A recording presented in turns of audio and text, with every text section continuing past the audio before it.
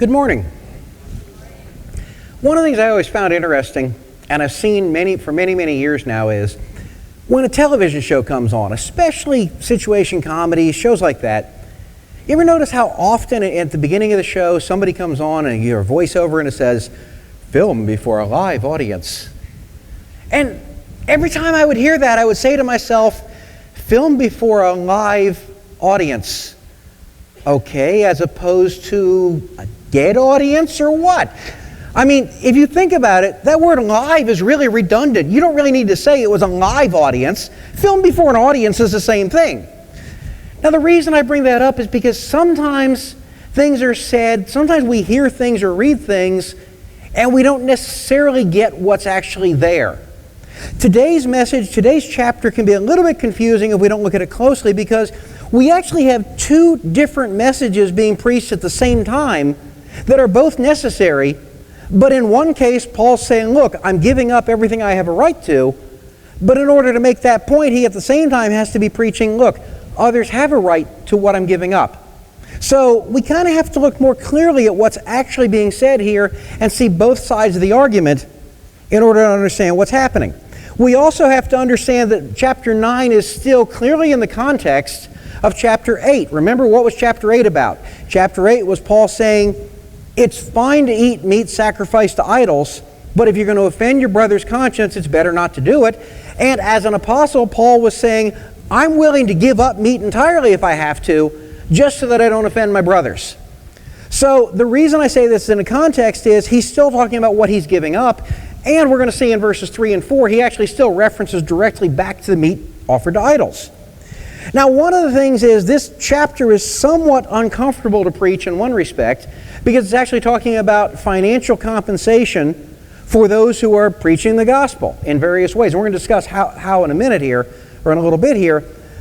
But I want to tell you why I'm preaching this chapter in chapter 9.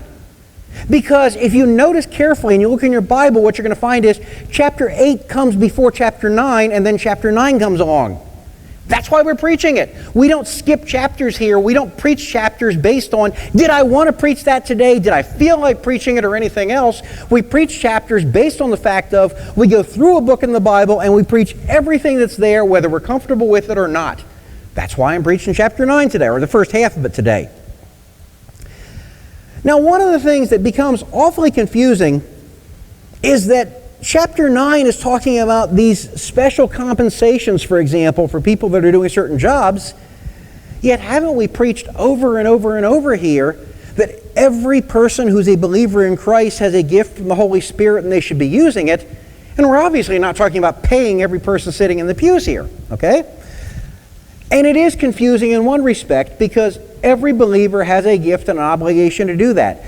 From a practical standpoint, Paul is talking about things that go practically beyond that, especially when it comes to the fact of people who are doing so much work they don't have the time to earn a living on their own. And again, we'll get more into that as we go into this.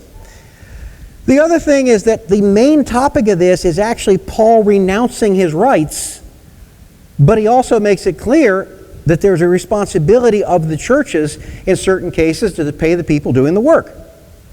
This is something that we really don't generally discuss here at Grace. And the reason we don't discuss it here is because we have an elder-led model, and all of the elders already have their own means of support. So because of that, we don't really have to discuss this as such, but it still needs to be discussed because it's in the Bible. Now, if we look at verses 1 and 2, Paul says, am I not free? Am I not an apostle? Have I not seen Jesus our Lord? Are you not my work in the Lord? If to others I am not an apostle, at least I am to you, for you are the seal of my apostleship in the Lord. Why is Paul all of a sudden talking about the fact that he's an apostle? Why is he saying, hey, look at me? Well, number one, he's trying to say, of all the people you will ever meet in the church, if you want to look at who, I hate to use the word ranks, but ranks the highest in the church, it's Paul. He was an apostle. We don't have apostles anymore.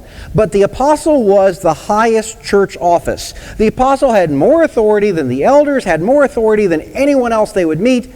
But, again, we don't have apostles now, but the office of apostle was an office where Paul was saying, look, this is not quite, but almost like the CEO walking in or the president walking in or something. From a standpoint of the hierarchy of the church, at that point in time, Paul would have been right at the top. Now, he's not saying this to say to them, look at how great I am. That would be a mistake to think that. What he's saying is, if anyone has the right to take from the church, it would have been Paul. Yet he didn't do that.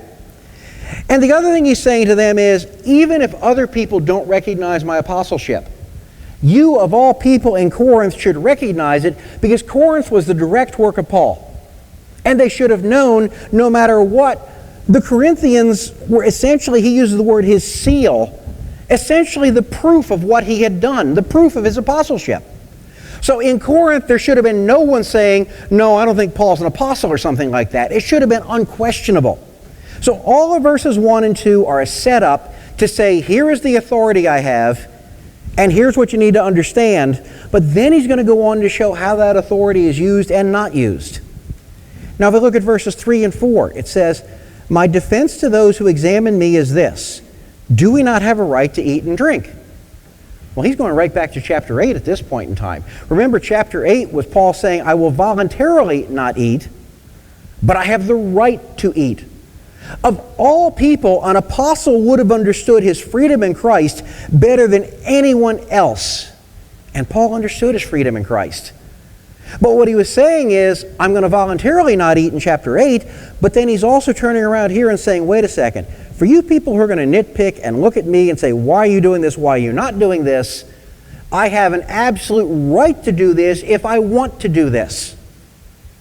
And again, that's critical, because what was happening is, I think you had people saying that Paul would have been sinning if he had ever actually eaten the meat. It wouldn't have been a sin.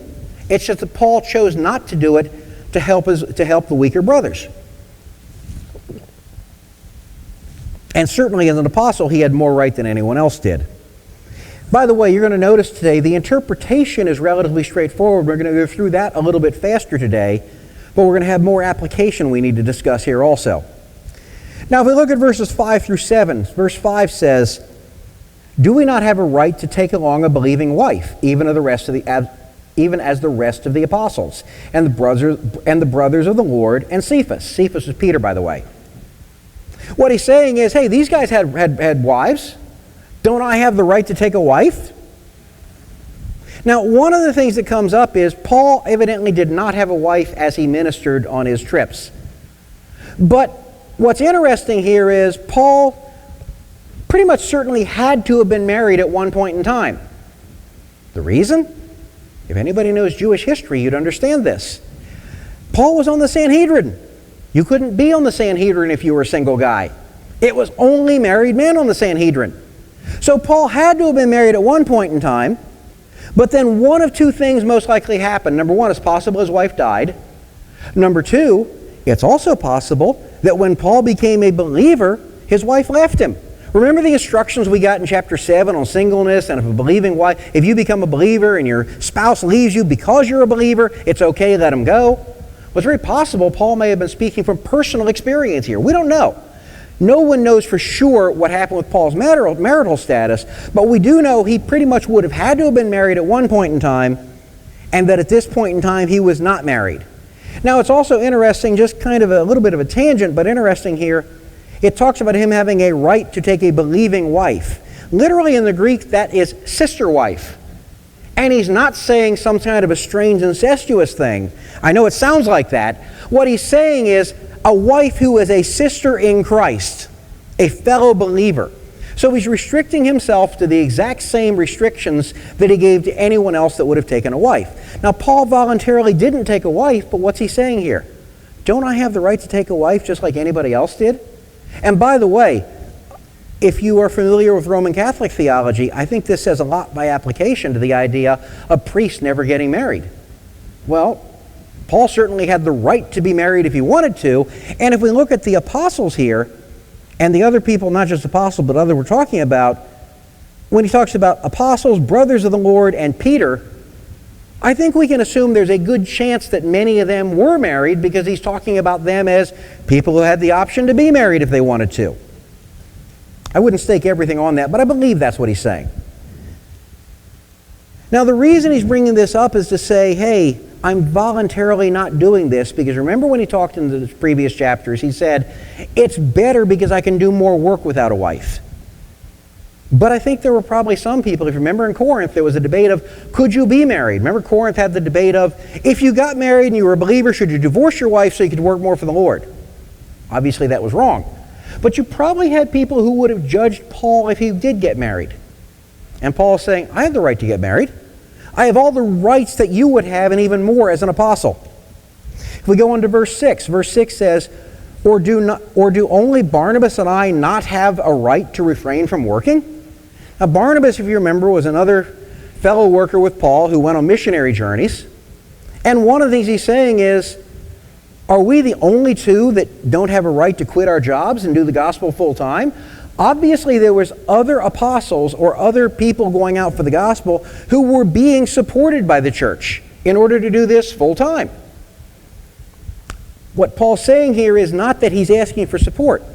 What he's saying is he had the right to it, but he's voluntarily foregoing the support. If we continue on to verse 7 says, who at any time serves as a soldier at his own expense? Who plants a vineyard or does not eat from the fruit of it? Or who tends to the flock and does not use the milk of the flock? If you think about it, it would be ludicrous to say everyone has to become a soldier, who has to become a soldier has to bring all their own equipment and has to bring all their own bullets and has to pay for themselves and has to gather. Of course not. We pay for an army to go out in the field as a country. You don't hear of the soldiers having to go bring their own stuff. And by the way, I would ask, actually today being appropriate, the 100th anniversary of Armistice Day, I would like to say thank you to anyone who has served as a veteran in this country, who has been in the armed services. But when you went into the armed services, did they say, remember, bring your gun and your bullets and your food? Of course not. That would be ludicrous. Well, Paul's saying, wait, these are the same examples that I have here. These are the same examples of saying, why would you expect the full-time messenger of the Lord, the apostle, to have to bring all of his own stuff in order to do this? Even though Paul did that. Now, if we continue on to verses 8 and 9, we see it says, for I am not speaking these things according to human judgment, am I? Or does not the law say these things, also say these things? For it is written in the law of Moses, you shall not muzzle the ox while he is threshing. God is not concerned about oxen, is he? Now, one of the things he's saying here when we start with about not human, when I say not human authority, is Paul saying, look, this isn't just something I made up. Go look at the law in the Old Testament the way it was before the law was fulfilled. In the Old Testament, you didn't take, he's bringing up the verse of the oxen. I have to step back for a second and explain that, because honestly, I didn't understand this 20 years ago or 30 years ago when I first heard it. What do you mean the oxen threshing? Talk to me about a motherboard or a hard drive or a switch or a router, we're fine. Talk to me about an oxen and I'm like, I think they got 4 legs, but I'm not positive, okay? When you tread out the grains, basically they would tie the oxen, if I remember correctly, they kind of walk in a circle, and they would be like the horsepower to make things go. And they actually used them for water wheels later on and things like that as well also. But the oxen would make things grow, and what they're saying is, as the oxen is treading on the grain to grind it out or whatever, you allow him to eat what he's doing as well. Now, if I've misexplained this, please remember, I'm not a farmer, and that's why I'm screwing this up a little, okay? But this is the general principle. You don't put a muzzle on the oxen so as he's doing his work, he's unable to eat. Well, he's using this same explanation to say, as a person is sharing the gospel full time, you don't make that person so they can't share and take and gain blessings from it and be supported through what they eat and their support. The other thing I want to bring out about this verse that's also a little unusual is he uses this verse more than once in the New Testament. If you go to 1 Timothy, he actually uses this verse and combines it with part of a verse that Luke said. And when he combined the two, what he actually saying is the Scripture says, and that's actually one of the proof texts we use to show that the New Testament is inspired as well as the Old Testament, because he combines the Old Testament and the New Testament and calls the whole thing Scripture. It's kind of a sidetrack, but I thought I should bring it up if we're talking about this particular verse. Now, the whole point of this, even though it's a little confusing, again, if you're from the farm, this verse, I didn't even have to explain it to you. If you're not from the farm, you're like me. Basically what this verse is saying, what these two verses are saying is, when you're working, you should be supported while you're working. Whatever it is, whether you're an oxen, whether you're a soldier, whether you're sharing the gospel. And basically, if you're the oxen who's treading out the grain, you got to let him eat the grain as he goes. The principle we're seeing here is support for Christian workers. But that's where things become confusing. Because one of the issues we have is, who are the Christian workers? Who's he talking about? And how does this translate from the New Testament to our church today? Because we've got a whole different set of circumstances and a whole different set of workers. And we're going to have to look at that more also. If we continue on to verse 11, that if we sowed spiritual things in you, is it too much if we should reap material things from you also? Same principle. If I've been sowing spiritual things as an apostle, shouldn't I be able to reap physical things in order to keep me going? Basically, it's kind of like saying, if I've been out teaching 12 hours in a church, give me a meal or something. I don't mean me personally, but this is what Paul's kind of saying. Support him.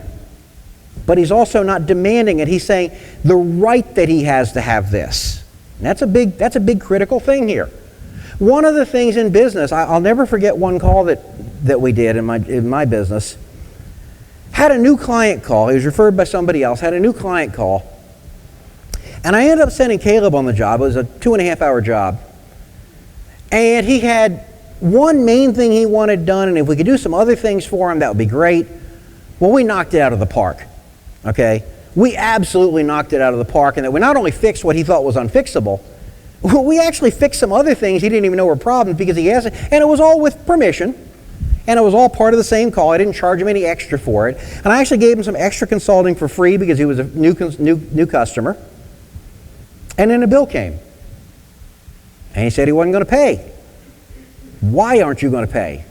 Well, you didn't do what I asked. Well, actually, we did exactly what you asked. We fixed every last thing. We did it in the minimum amount of time that we promised. We nailed everything. He just didn't want to pay. Finally, I sent him an email, and I actually did get paid about 6 months later. I was shocked.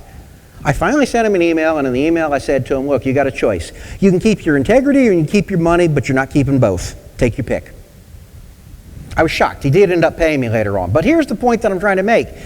If you were a client of mine in computer networking, and if you call me out or I send Caleb out and we do the work, or Daniel when he's working for me, if we go out and do the work on the site, okay, and you decide you don't want to pay, guess what's going to happen the next time you phone with an emergency? We're not coming out. Now, there's a very, very rare circumstance for this to happen because fortunately for us, we do a great job and people want us to keep coming back. But we expect to be paid. That is the principle in business. If you go ahead and call us out for a job, we expect to be paid. You don't pay, we don't work. It's that simple. That's a normal thing, and in any business you would say that. And if I said to you, yeah, we go out and pay, we go out and work on whether we get paid or not, you'd look at me and go, huh, what are you talking about? It's the same principle here that Paul was bringing up. He's saying he had the right to be paid for what he was doing. Because spiritual work is of value, and that value deserved to be paid. One of the things sometimes we have the opinion of is, oh, it's only spiritual work, that's not a value. Well, actually, it is of value. More valuable than computer networking, as much as I like it. If we go on to verse 12, in the first half it says, if others share the right over you, do we not more? And what he's actually saying there when he's talking about this right is, there are other people who you've seen deserve to be paid, yet don't we deserve to be paid also? Not that he's asking for pay, because remember, he's voluntarily foregoing it. But he has the right to it. And if we look at the last half of verse 12, it said, nevertheless, we did not use this right, but we endure all things that we may cause no hindrance to the gospel of Christ. One of the things you have to remember is Paul was what we call a tent maker. Literally a tent maker, meaning he sewed up tents. Okay? The reason was because he had to earn a living because he was not taking money from them. What he was saying is, I have the right to all this, but voluntarily I am not doing it because I don't want to be a hindrance to the gospel. And that doesn't apply to all circumstances, but in Paul's case, one of the reasons he said that is, remember, Corinth was a very immoral city. And as an immoral city, not only immoral, but it had a lot of deities, a lot of gods. It's very common for people to come in, I got a new religion, a new idol, a new deity, whatever, okay? Or even for the existing religions. You want to really get blessed? I got a great little statue here for you to buy, okay?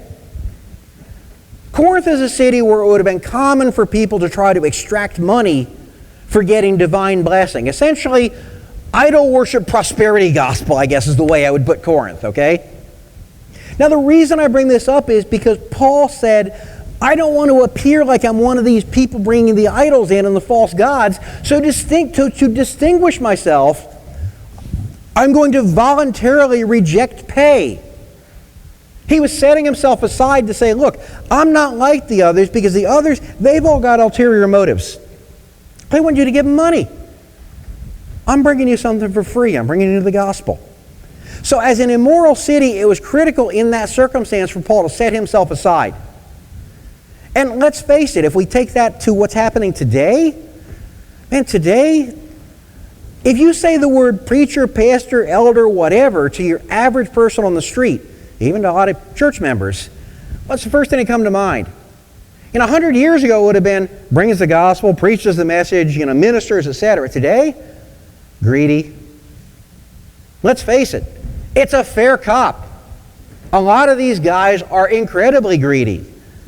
You've got prosperity gospel going on. You've got pastors that won't come in unless they're brought in by limousine and have a red carpet rolled out for them to walk into their church. You've got one guy who is arguing about the fact that he needs $60 million from his people because he needs a brand new jet aircraft.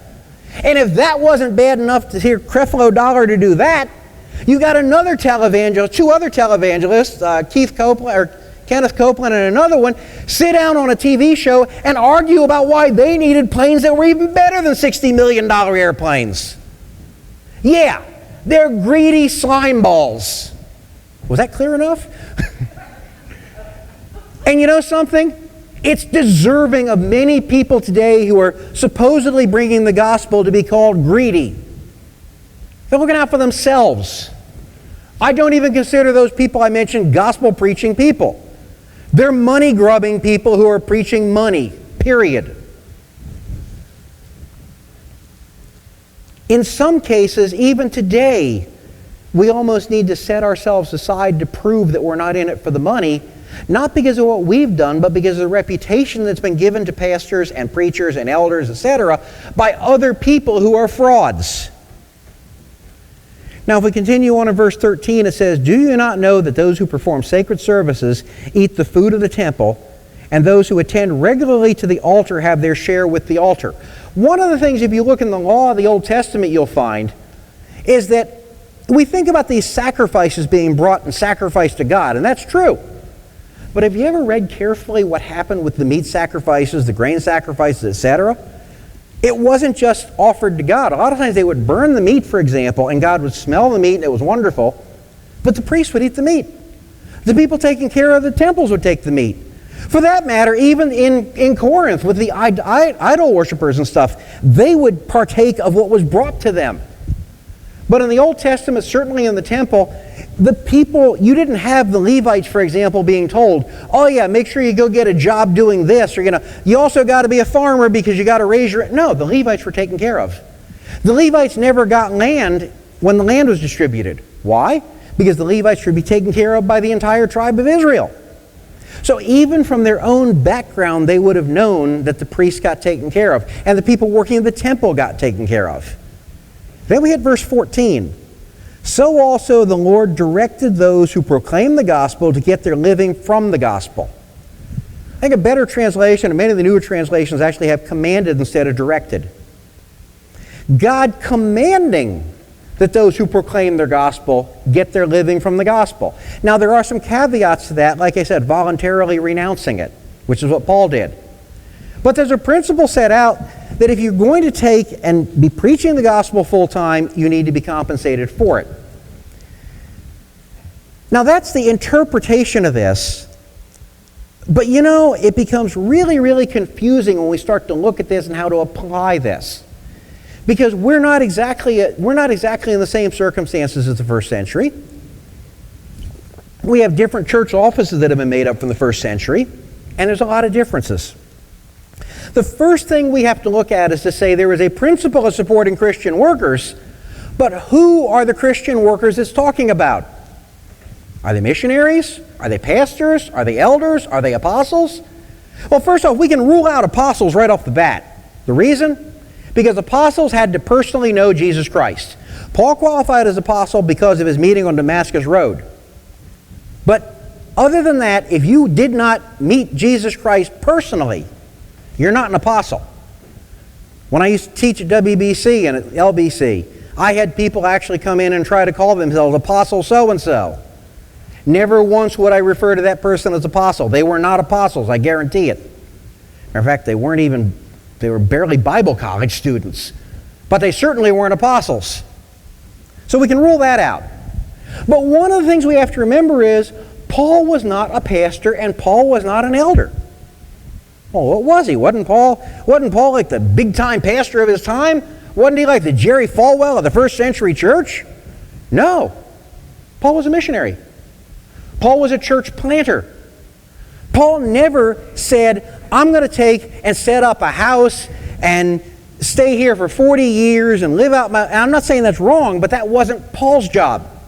So the first thing we have to look at is when we talk about the principle of supporting Christian workers, at least in Paul's time, primarily, I think he was talking about missionaries. He was talking about apostles. And I think in general, there probably were not full-time elders at that point in time, although if they were, they should have been paid. And not only that, in some cases, part-time elders might have been given some. But in general, we have to remember, these don't necessarily translate directly to us. So before we start making application, we got to say, okay, the application we're going to make can be a little fuzzy here, okay? Now, the other thing you might say to yourself is, wait a second. Remember, we talked earlier, every believer has a gift. If you use that gift, you're working for God. So should you get paid for it? I mean, after all, if I'm going down the street and I witness to some guy, you're going to give me $5 for witnessing to him? Is it a pay-per-go as far as witnessing or discipling? You want to get discipled. Bring your checkbook. Let's see how much you got. Let me run a credit check first and see how much knowledge it can teach you, okay? That's not the way it works. And what I'm saying is, we're going to see there are practical things we're talking about here more than just spiritual things. We're talking about practical issues, okay? In most of our cases, if we're walking down the street or we meet somebody at work or we see somebody, our neighbor or something like that, and we share the gospel for them, generally it did not cost us money. It didn't mean you didn't have a house to live in. It didn't mean that you couldn't earn enough to feed your family that day, okay? If you take some of the jobs in the church and the person faithfully executed their job, they would have no ability to earn a living whatsoever were it not for the church paying them. And in general, while we're talking about full-time positions, we may also say in some cases part-time positions should get part-time compensation. That's fine. And I will say this, in my own personal case, I have support because I have a networking company. Do I make less money because of what I do here? Yes, I do. But there's a difference here. I voluntarily forego support, which is what Paul was doing. The point being is, if you voluntarily forego it, that's one thing. But there is a principle in the Bible of paying those who need the support, who are working on the gospel. One of the other things to look at from a practical standpoint when looking at whether to compensate a person or not is, have they been trained for the job? Have they put time in to do it? Have they spent a number of years sacrificing or going through getting various, and I don't mean a degree makes you smarter or better, but let's face it, it takes time and money to earn degrees.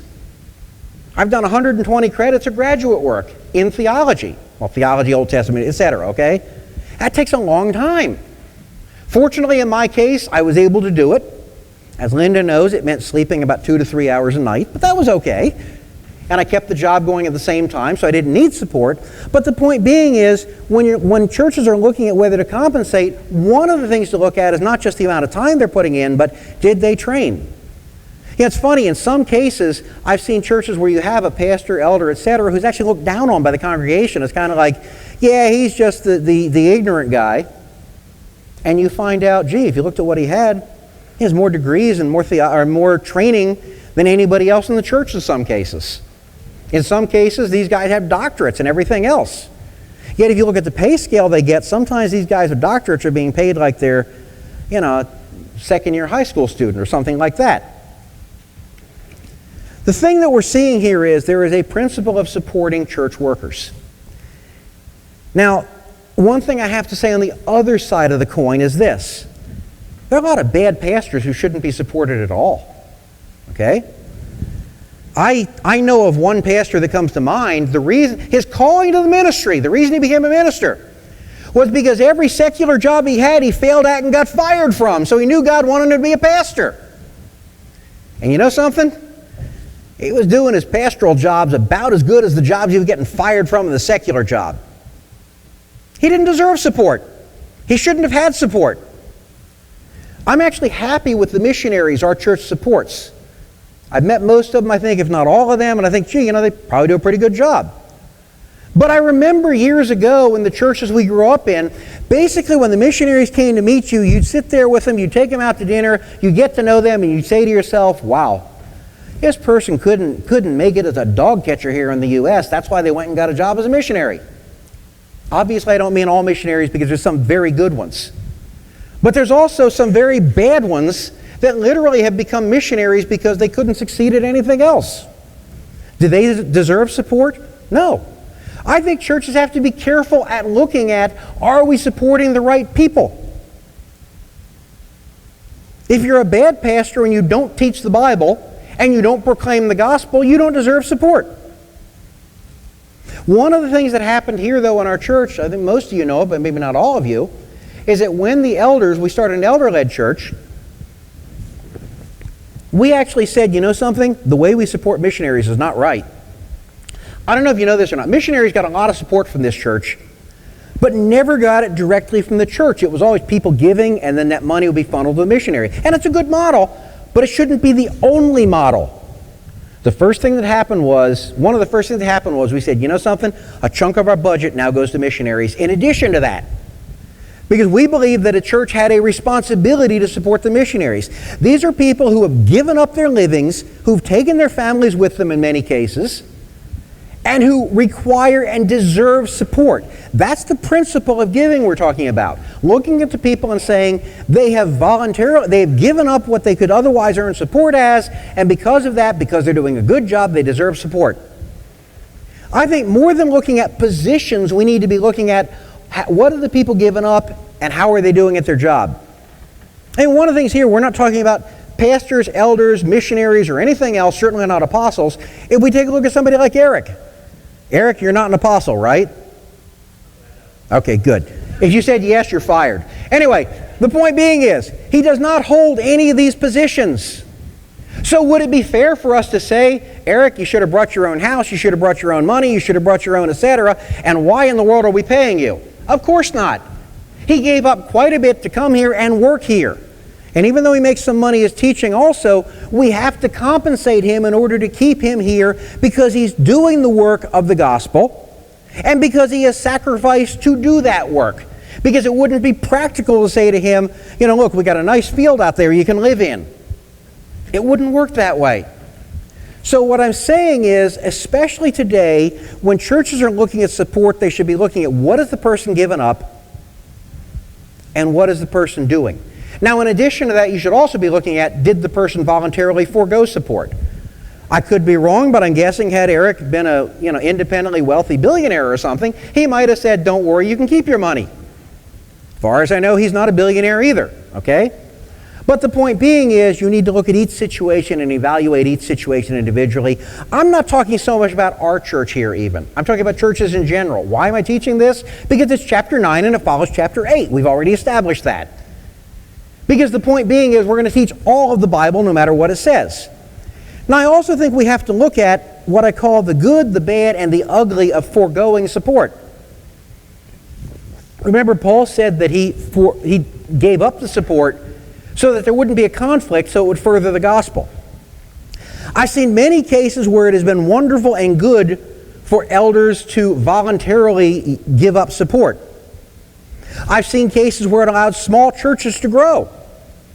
I've seen cases where it would allow churches to continue that couldn't continue otherwise.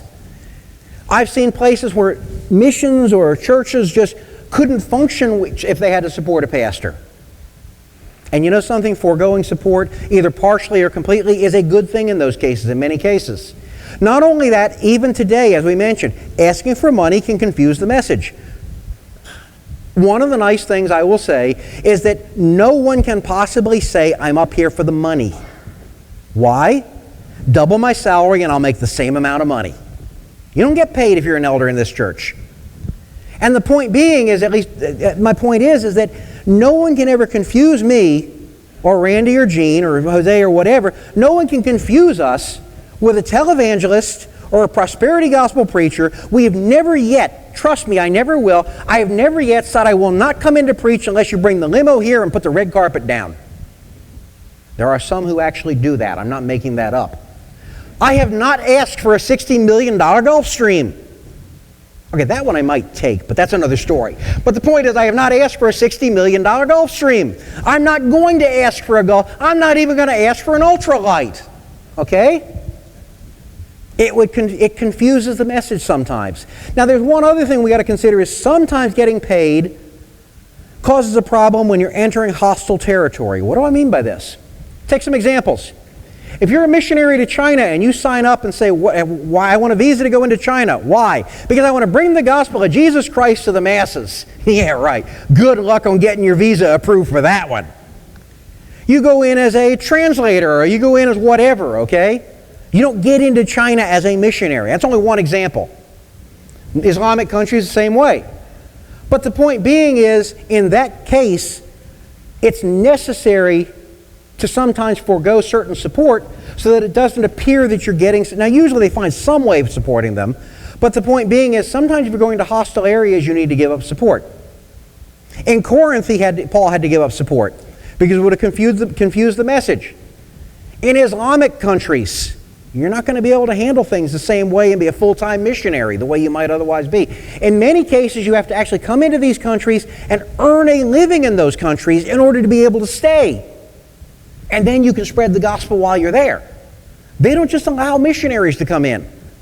Our country is very free in how we allow people to come in historically. We still are as far as our immigration, as far as the immigration goes for legal immigration. Nobody in our country, I don't remember anybody ever being turned away from our country because they were a missionary or something like that. But if you try to go into Islamic countries as a Christian missionary, are you kidding me? If they let you in, the first thing they're going to do is probably nail you to a board. It's not going to work. Also, in certain areas, frankly, they give up money. You give up money and give up support because the people just don't have it to give it to you. If you're going into a place where people are earning $3 a day, yeah, there's a good reason not to demand support from them or something like that. That's one of the reasons why sometimes we support missionaries who go into places like that, because the support has to come from another church. Now, that's the good side of giving up and foregoing support. And there is a real value to not demanding support as a professional. But there's also a bad side. One of the bad things I see is churches that are unwilling to support. Sometimes there's a mentality in the church that the minister either isn't a professional like other people are, or that he should be willing to suffer for Christ. And if he's willing to suffer for Christ, why should he need money and food and housing like the rest of us? And that happens a lot of times. I've seen that in a lot of churches. In addition to that, I've seen churches that if the minister is kept at the poverty level, he should be grateful for it, because after all, we're giving him poverty level support. And I'm talking about churches in general here. I'm not thinking about any particular church, but I've seen this in churches over and over again. I know of people who spent their entire life working on ministering to congregations and sharing the gospel. I know of one guy who I don't think ever earned more than $7,000 a year as a full-time pastor for 45 years. Maybe $7,500. It was somewhere in that area. He told me that was the most he ever made. When he retired and went on to Social Security, which, by the way, not all ministers get because some of them had to give that up in order to get enough money to continue working. But when he retired, believe it or not, Social Security was a giant increase in salary from what he had ever gotten in his entire life. And sometimes churches think people should be grateful for that. The other part of the bad that I see is that some churches only look internal. They don't support missions. We're already supporting a pastor. Why do we have to support missionaries? Because they're out there giving up of themselves full-time on the field, and they deserve support if they're doing a good job. I do qualify that with if they're doing a good job. But sometimes churches turn internal and don't look outside. That's part of the bad. And let me give you one other part of the bad. Sometimes churches are just plain oblivious to what's going on.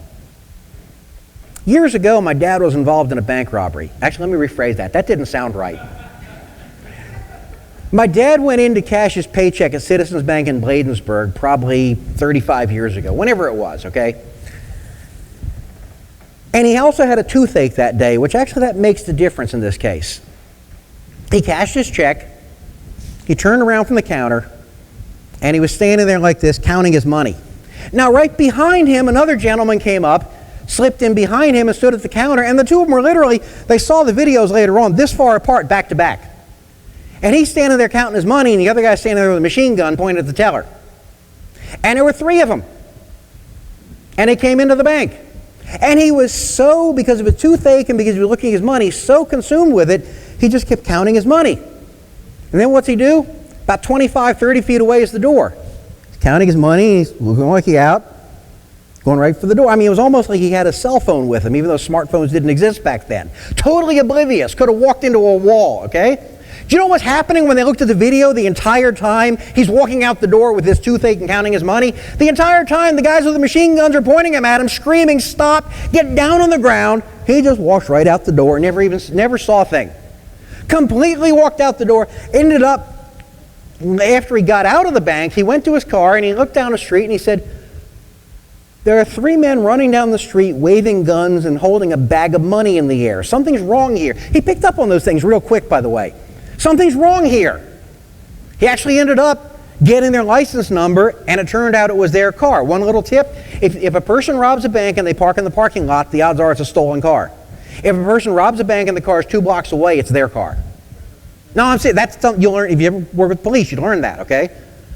Well, in this case, they parked like a block and a half, 2 blocks away. He followed him down, and literally he's sitting behind him, and they're waving guns at him, saying, get out of here, and waving at him, and he's sitting there writing down the license number. The reason I bring all this up is he was completely oblivious to what was going on around him. A lot of churches are completely oblivious as to what's going on around them when it comes to supporting pastors, elders, full-time workers, whatever, missionaries, not apostles, okay? But there are churches that are completely oblivious. The other thing I was going to say when it comes to this oblivious is a lot of times we think in terms of financial support. And Paul was talking about financial support here. But he was also talking about other things. He's talking about having a wife. Well, that's not financial. He's talking about things like that. There are many churches that may support a guy financially. But what are they doing emotionally? Are they looking at the fact of he may be putting in a number of hours, he may be burning the candle at both ends, numerous things may be happening, and is the church truly supporting the leaders in that respect? As I said, this isn't intended as a lecture. This is literally what I'm getting from this chapter. So don't take it personally when I'm saying these things. Now, let's also talk about, as I said, the good, the bad. Let's talk about the ugly of church support, of foregoing support. One pastor comes to mind where he essentially gave up support for at least a year, if I remember correctly, in a church that he was working at. They just didn't have the money. They wanted to build the church, build a larger building. I could be wrong with it, but they wanted to build, I think, a larger building. He said for a year or more he gave up support. His wife ended up working. It didn't do a lot for their family. The truth is, in a lot of cases, families are destroyed by ugly churches. And you know what happened in the end?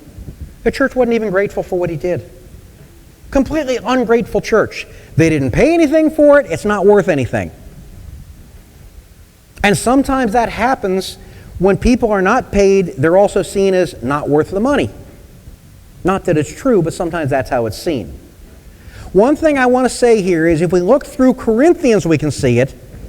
God did not call people to the ministry to destroy their families. Paul talked about that in chapter 7. In chapter 7, basically, it's like, should I get a divorce so that I can serve God more? No, of course not.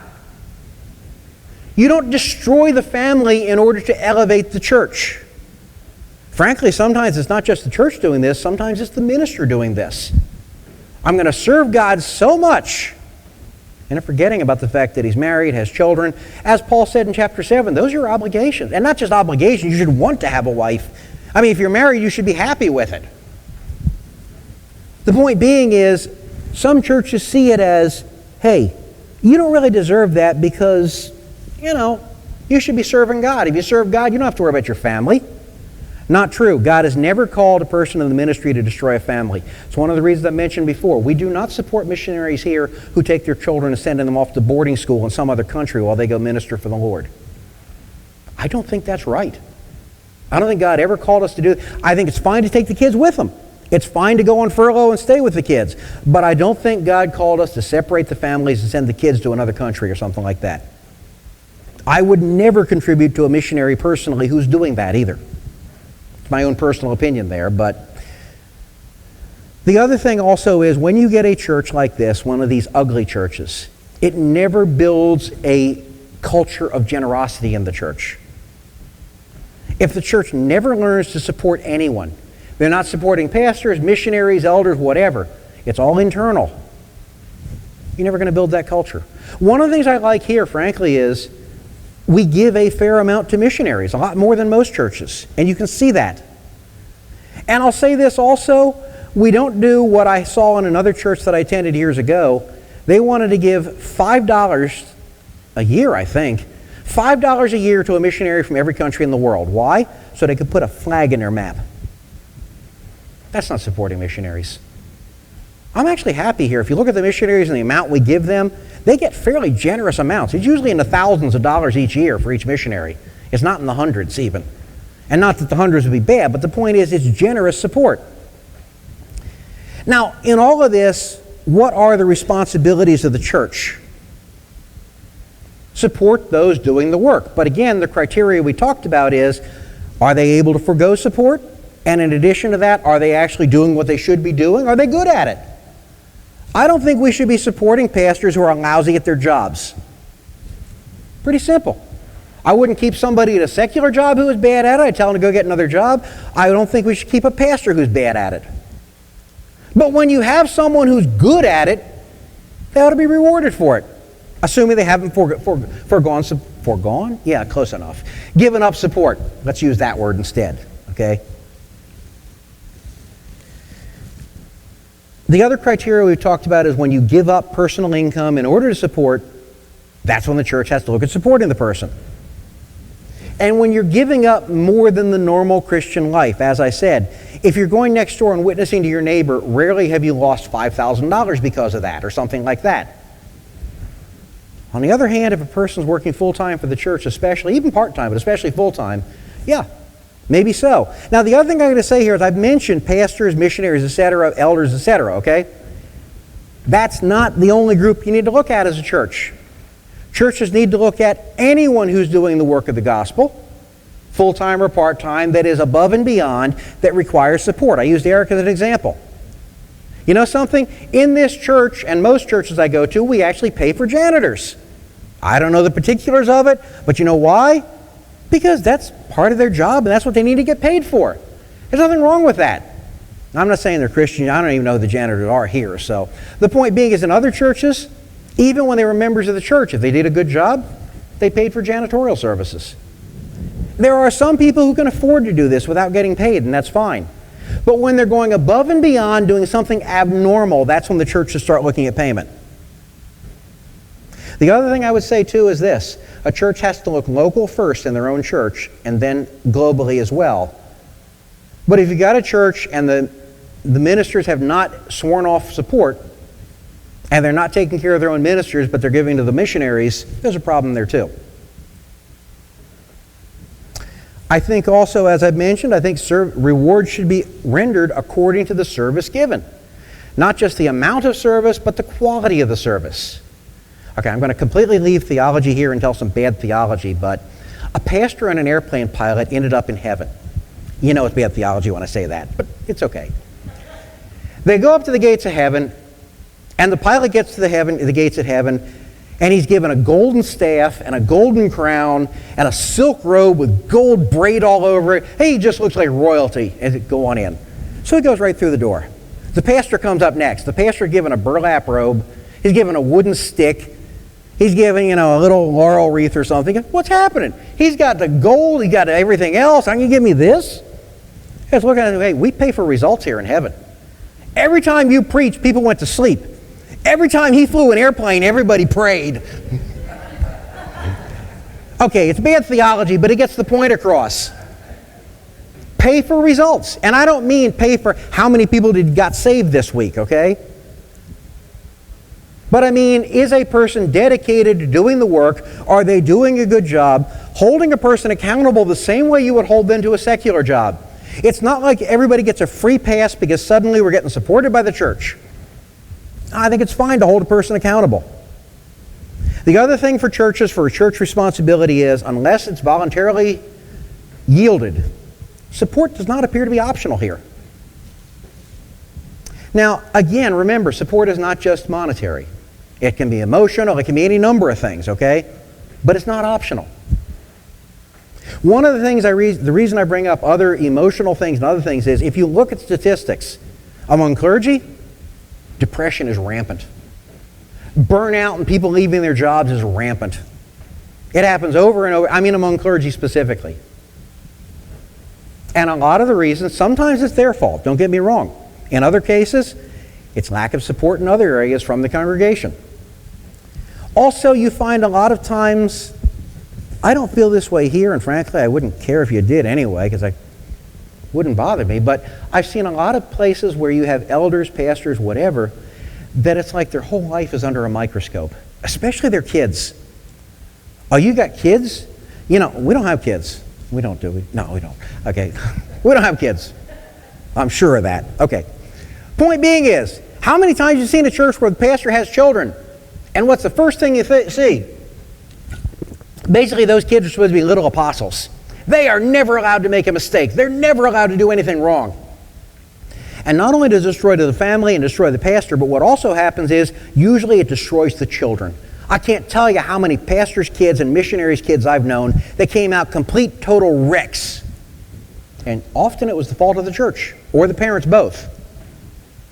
That's not the way that churches should support them. Also, you'll find that in some cases, the leaders are judged on tiny little minor matters that really don't make a hill of beans worth of difference.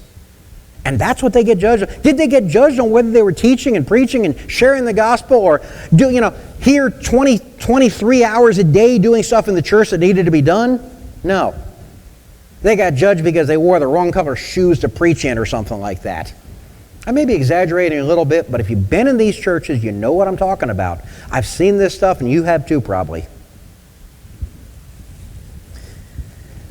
What I want to close with here is to remind everyone, every one of us has a gift. So don't think that today's message is trying to separate us into, these are clergy here and these are people there. It's not what he's talking about at all. It's practical matters. It's practical matters for missionaries, certain pastors, certain other peoples that need practical support. It's not trying to say one is better than another. It's not trying to say one's more important than another. It's trying to say that if you're full-time giving up your life for Christ as a full-time worker, you probably need some support and deserve support from churches. What it's saying is there are some people in the church who need time and need money. They're giving their time. They need money to support themselves. As I said, we're fortunate here in that we have elders that I don't think any of us are in poverty, to be honest with you. If we are, tell me. I don't think we are. But the point being is that in many churches it's necessary, and if you're not given to the elders, pastors, then it's also time to think about missionaries. But remember, we all have a gift, and we're all supposed to be using it for God. Let's go ahead and pray.